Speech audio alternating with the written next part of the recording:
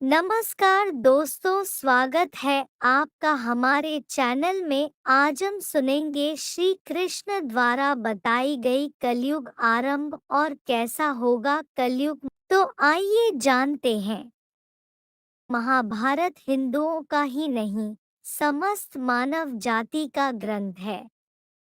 इससे प्रत्येक मानव को एक अच्छी शिक्षा और मार्ग मिल सकता है। प्रत्येक मनुष्य को इसे पढ़ना चाहिए। महाभारत में जीवन से जुड़ा ऐसा कोई सा भी विषय नहीं है जिसका वर्णन न किया गया हो और जिसमें जीवन का कोई समाधान न होगा। महाभारत में देश, धर्म, न्याय, राजनीति, समाज, योग, युद्ध, परिवार, ज्ञान, विज्ञान, अध्यात्म, तकनीकी आदि समस्त विषयों का वर्णन मिलेगा। वर्तमान युग में महाभारत के एक प्रसंग से आज का मानव कुछ सीख ले सकता है। यह प्रसंग उस वक्त का है जबकि पांचों पांडवों को वनवास हो गया था।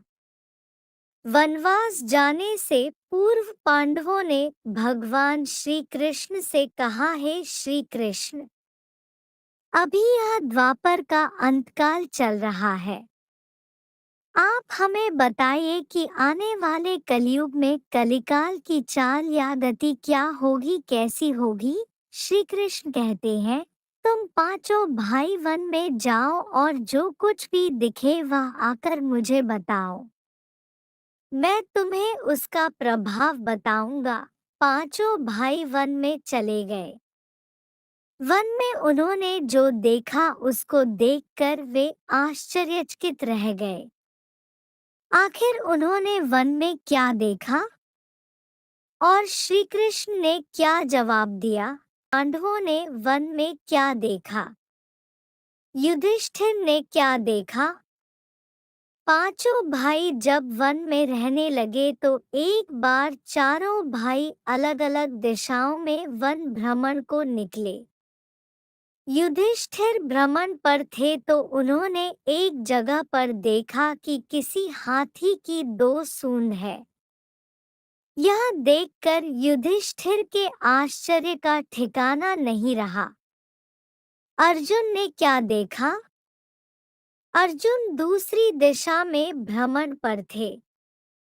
कुछ दूर जंगल में जाने पर उन्होंने जो देखा उसे देखकर वे आश्चर्य में पड़ गए। उन्होंने देखा कि कोई पक्षी है। उसके पंखों पर वेद की ऋचाएं लिखी हुई है, पर वह पक्षी मुर्दे का मांस खा रहा है। भीम ने क्या देखा? दोनों भाइयों की तरह भीम भी भ्रमण पर थे। भीम ने जो देखा वह भी आश्चर्यजनक था। उन्होंने देखा कि गाय ने बछड़े को जन्म दिया है। जन्म के बाद वह बछड़े को इतना चाट रही है कि बछड़ा लहूलुहान हो गया। नकुल और सहदेव ने क्या देखा? सहदेव ने क्या देखा? सहदेव जब भ्रमण पर थे तो उन्होंने चौथा आश्चर्य देखा कि 6 से 7 कुएं हैं और आसपास के कुओं में पानी है, किंतु बीच का कुआं खाली है। बीच का कुआं गहरा है, फिर भी पानी नहीं है। उन्हें यह देखकर घोर आश्चर्य हुआ कि ऐसा कैसे हो सकता है। नकुल ने क्या देखा? नकुल भी भ्रमण पर थे और उन्होंने भी एक आश्चर्यजनक घटना देखी। नकुल ने देखा कि एक पहाड़ के ऊपर से एक बड़ी सी शिला लुढ़कती हुई आती है और कितने ही वृक्षों से टकराकर उनको नीचे गिराते हुए आगे बढ़ जाती है। विशालकाय वृक्षों भी उसे रोक न सके। इसके अलावा वह शिला कितनी ही अन्य शिलाओं के साथ टकराई पर फिर भी वह रुकी नहीं। अंत में एक अत्यंत छोटे पौधे का स्पर्श होते ही वह स्थिर हो गई। तब श्री कृष्ण ने क्या कहा?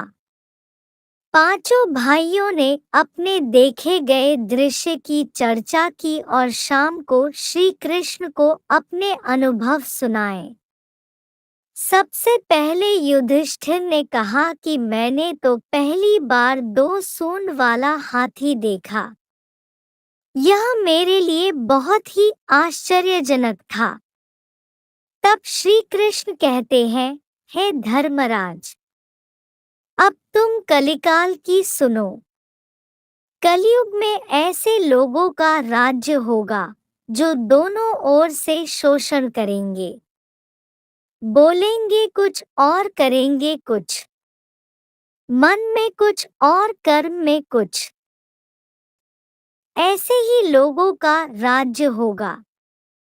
इससे तुम पहले राज्य कर लो। युधिष्ठिर के बाद अर्जुन ने कहा कि मैंने जो देखा वह तो इससे भी कहीं ज्यादा आश्चर्यजनक था। मैंने देखा कि एक पक्षी के पंखों पर वेद की ऋचाएं लिखी हुई है और वह पक्षी मुर्दे का मांस खा रहा है। तब श्री कृष्ण कहते हैं, कलयुग में धनाढ्य लोग लड़के लड़की के विवाह में, मकान के उत्सव में, छोटे बड़े उत्सवों में तो लाखों रुपए खर्च कर देंगे, परंतु पड़ोस में ही यदि कोई भूखा प्यासा होगा तो यह नहीं देखेंगे कि उसका पेट भरा है या नहीं। उनका अपना ही सगा भूख से मर जाएगा और वे देखते रहेंगे। दूसरी ओर मौज, मदिरा, मांस भक्षण, सुंदरता और व्यसन में पैसे उड़ा देंगे, किंतु किसी के 2 आंसू पोंछने में उनकी रुचि न होगी। कहने का तात्पर्य यह कि कलयुग में अन्न के भंडार होंगे लेकिन लोग भूख से मरेंगे। सामने महलों, बंगलों में ऐशोआराम चल रहे होंगे लेकिन पास की झोपड़ी में आदमी भूख से मर जाएगा। एक ही जगह पर असमानता अपने चरम पर होगी। अंत में नकुल ने जो देखा उसका जवाब सहदेव के बाद नकुल ने श्री कृष्ण को बताया कि मैंने भी एक आश्चर्य देखा। वह यह कि एक बड़ी सी चट्टान पहाड़ पर से लुढ़की। वृक्षों के तने और चट्टानें उसे रोक न पाए, किंतु एक छोटे से पौधे से टकराते ही वह चट्टान रुक गई। तब श्री कृष्ण ने कहा, कलयुग में मानव का मन नीचे गिरेगा, उसका जीवन पतित होगा। यह पतित जीवन धन की शिलाओं से नहीं रुकेगा, न ही सत्ता के वृक्षों से रुकेगा, किंतु हरि नाम के एक छोटे से पौधे से, हरि कीर्तन के एक छोटे से पौधे से मनुष्य जीवन का पतन होना रुक जाएगा। श्रीमन नारायण। नारायण हरि हरि।